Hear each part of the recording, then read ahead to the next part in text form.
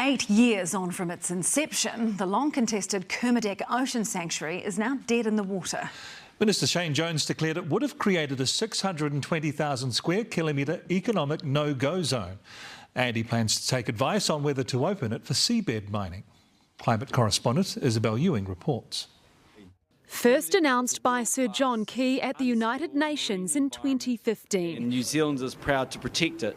Not getting it over the line, one of his greatest disappointments when he left Parliament. I hope that one day the Kermadec will be an ocean sanctuary so that long after we are all gone, it remains pristine and untouched. Now his former party with its coalition partners has scrapped the Kermadec Ocean Sanctuary legislation. We're not going to have the Kermadecs commandeered by a whole lot of test tube watching white coat scientists. The proposal to protect an enormous chunk of our ocean was met with great international fanfare 8 years ago.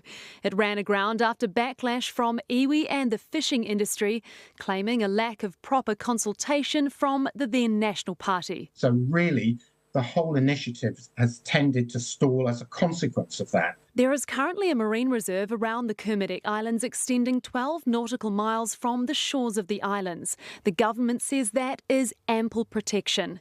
The proposed ocean sanctuary would have taken the protection out to 200 nautical miles.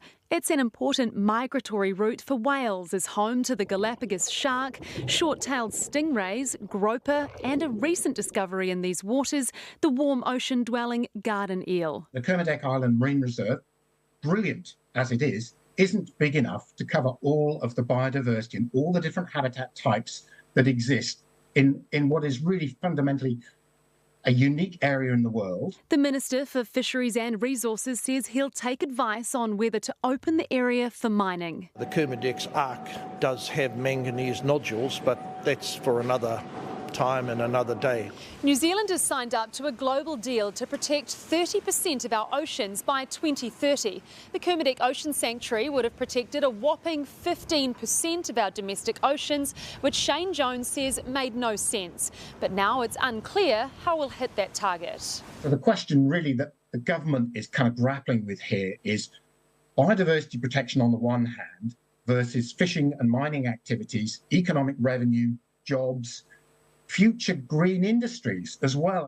Iwi leaders have suggested an iwi-led approach to marine management. Shane Jones says that's not currently on the table, leaving the future of this pristine ecosystem uncertain. Well, Isabel, you've got some other news related to the issue of seabed mining. What more can you tell us? That's right, Sam, a long way from the Kermadecs, but we learned today that the company trying to gain consent to mine the seabed off South Taranaki, Trans-Tasman Resources, has withdrawn its application that's been before an independent panel for the Environmental Protection Authority. Now, Trans-Tasman Resources has been trying to get this over the line for about a decade. Its latest attempt needed to prove that it wouldn't cause material harm to the South Taranaki Bight.